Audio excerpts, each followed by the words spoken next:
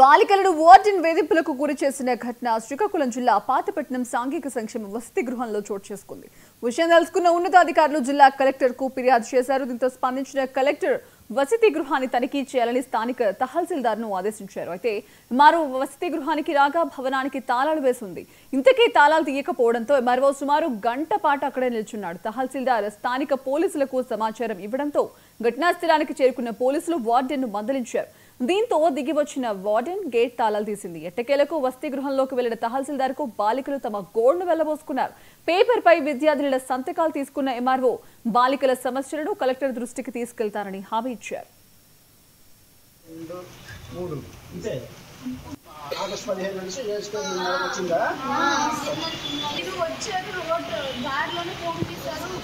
పైకి కూడా ఎక్కడండి మా అందరిని పిలిపించి ఎక్కించారు సార్.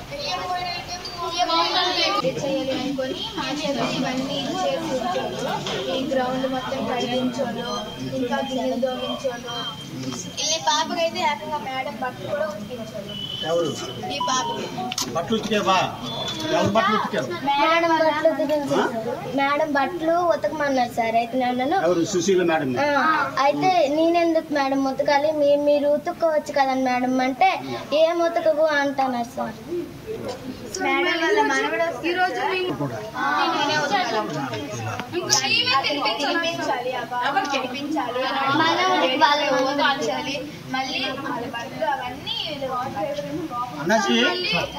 అన్ని విన్నారు కదా.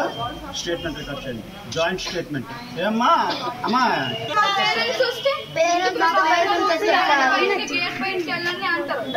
రానివ్వట్లేదా?